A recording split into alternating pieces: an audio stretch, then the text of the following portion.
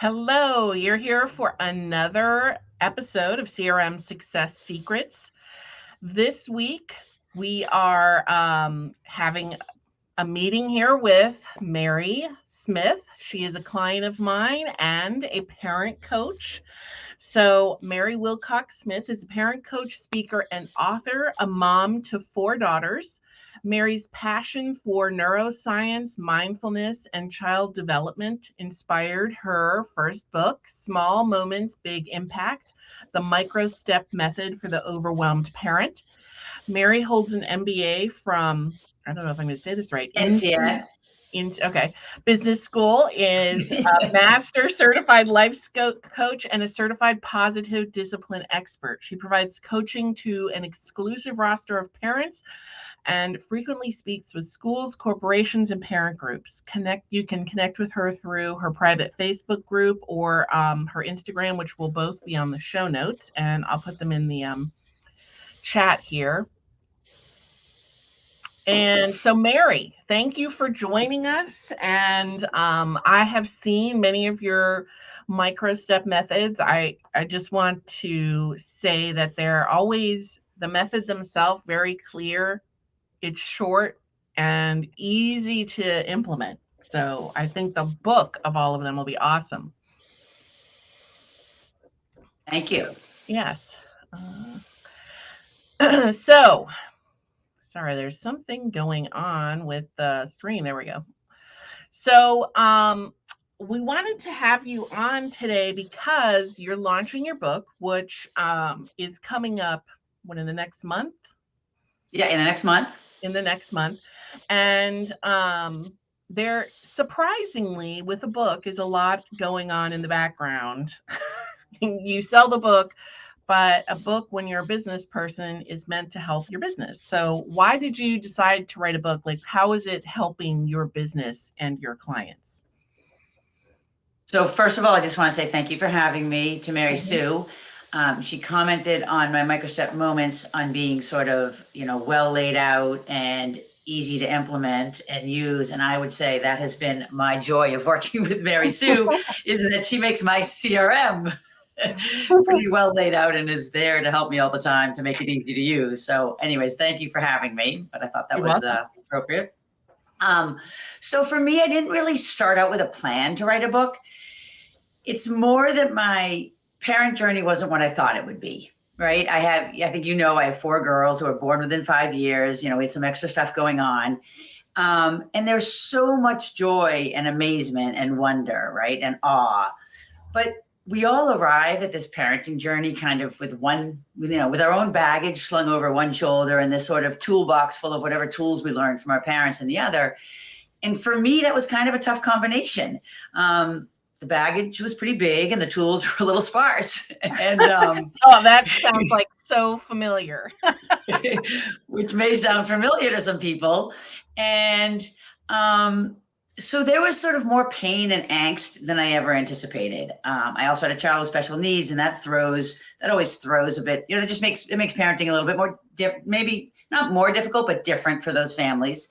And there's a lot of things I really regret not doing when my kids were little. And I know a lot of parents have that, but maybe because I'm particularly hard on myself, I really felt it. So I don't know if you've ever read the book by Tara Brach called, oh God, I can't remember it now, Thinking Big or something, but Thinking Big. And she talks about the different people that come, that bring different things to entrepreneurship or to the world, right, for business. And I sort of fall into this survivor category, where I'd experienced something, I'd survived it, I'd learned a lot, and you get this kind of like fire in your belly that you want to share that story and pass on the lessons learned.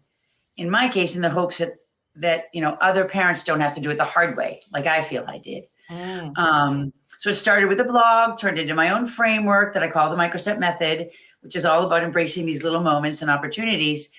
And voila, I turned it into a book. So it wasn't a sort of a sit down, I'm going to write a book. It was sort of more of a morphing of wanting to share my story. Yeah, well, that's cool. And since you do provide parent coaching, how do you kind of plan to use it in your coaching or in your business? So that's a great question. I refer to the moments in my book all of the time now. So when I'm working with a client and we're talking about something that they need to work on, and I have one of these moments, my moments are laid out in such a way that they help they help parents understand what the problem is.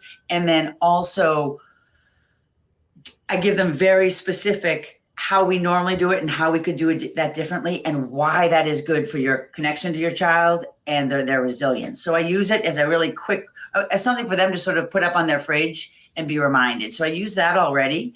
And I really probably, that's the main way I would use it. I also think of it as a tool to kind of open doors. I want to grow my speaking engagements, and I feel like the launch of a book or just being an author can help lead to those opportunities. And then thirdly, I've created some webinars, and I'll use them even for sort of the pre-order, but I've created some products around the book because it does lend itself to being a teaching tool.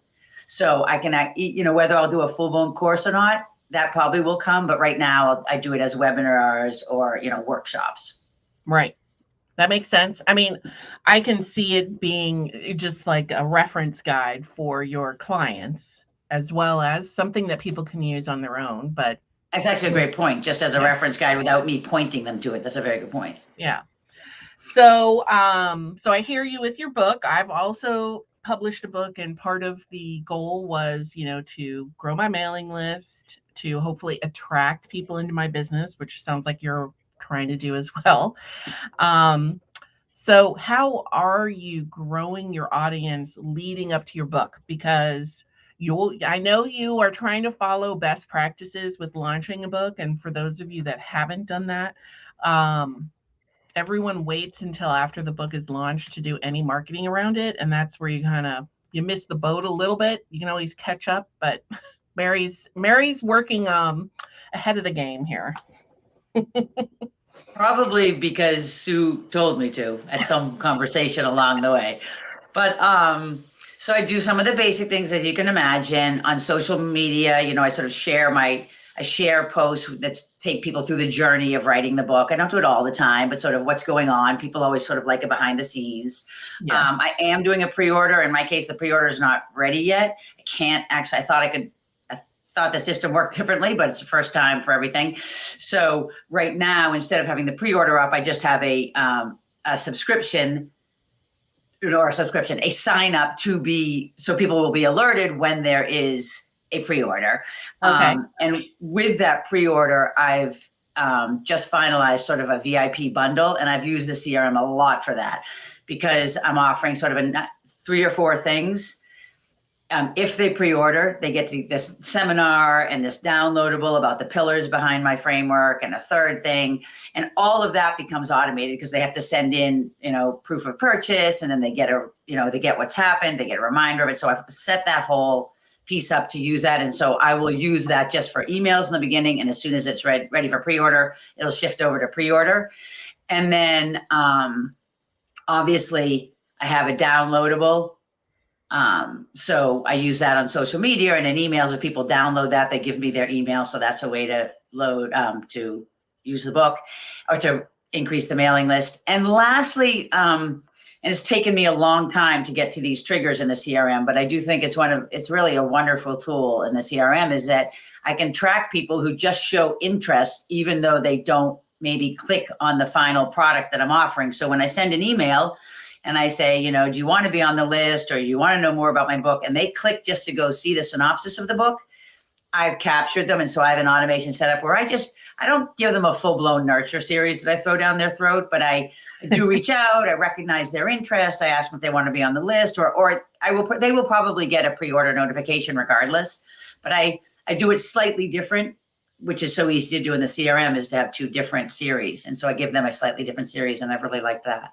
That's nice. Yeah. So you're touching on all the different ways of getting the visibility of your book out and allowing people to subscribe to your newsletter, and then being able to really segment your messaging to them based on their interest. Has I don't think I prepared you with this question, but has your mailing list grown since you've started your audience growing activities? I mean, yes. I don't know that I know the numbers offhand. Yeah, that's all right. Yeah, I don't know the numbers offhand. It has definitely grown. I feel like I'm going into a phase also where I'm going to push much harder. Like I've been setting up my social media for it. I've been setting up the emails. And so I'm hoping over the next, 4 to 6 weeks, I'll make a big impact too. I know it takes a lot of time, but so yes. Yeah. And so I'm also feeling like I am primed to grow it. Excellent. If that makes sense. Yes. You got all the systems in place. I have the systems in place, which just takes time. Yeah, it does. What are you doing to build anticipation for your book? Because that's, an important piece. You always hear about like launch events and things, but again, you could do stuff that just makes people want to buy the book. Yeah, and I've done things that are, pretty standard, probably, I guess, but I'm doing I do excerpts from the book and then I refer to the book. I use quotes because I have a lot of these, the way my book's set up, there are plenty of places that have quotes, sort of quotable things. So I'll use quotes and then say it's from the book. I've done reels on the book coming out, and I'm going to do right before it, I'll do a hard push with sort of a 10-day microstep countdown. And I think I'll give like one of my microstep moments. I'll do sort of a microstep moment per day. And then maybe my final one will be like the reset, because I won't go into what it is, but it's sort of like how to start over. And then they can get the book to start over, and they'll get this whole VIP seminar. So that 10-day microstep countdown will sort of be a big piece. Yeah. Well, and I just want to say, I want to make sure that my show notes have all the links that are available now for your VIP offer and signing up, because I really believe that the book will be helpful to people with younger kids. I'm sure I could use it too with my young adults. But you can always use it. It's never over. You never finish. Never. So one of the things that comes to mind as you're talking is you are really using all of the features in the Work Smarter CRM. You're using the contact lists, obviously. You're doing autoresponders. You're building landing pages. You have email sequences. And I've used the course. The course. Do you use a social media planner as well, or? I have not done the social media planner, only because I haven't quite figured it out. And that's all right. Yeah. Well, and the truth be known, I have someone who kind of posts it for me. Yeah. So in a way, I haven't really needed to, but I wouldn't mind. I like having everything in one place so much. I'd like to kind of move towards that, but it's sort of a next step for me as opposed to not doing it. Yeah, that's fine. The person that introduced us, Molly Ruland, has commented. What a duo, she says. So thank you, Molly. Hello, Molly. So what do you think is your biggest CRM success secret, Mary? No, that's a great question. I guess I can't give you a list of 10 things. I mean, I love that a CRM sort of neatens up everything that you're doing, right? Mm-hmm. There's something in that I like a lot. But I think if I was to say, what is my CRM success secret? I think it's really maybe more about prioritization, mm-hmm. right? Prioritization is a hot topic. We hear it all the time, because if you're not prioritizing, whether you're an enormous corporation or you're an entrepreneur like Mary, like yourself or me, you need to decide what you're going to work on that day. And it's really hard, especially if you're like me, like, oh, look, another squirrel. Yep. Oh, look, another squirrel. Right. And it's very hard. So I think without prioritization and active prioritization, our priorities get dictated to us.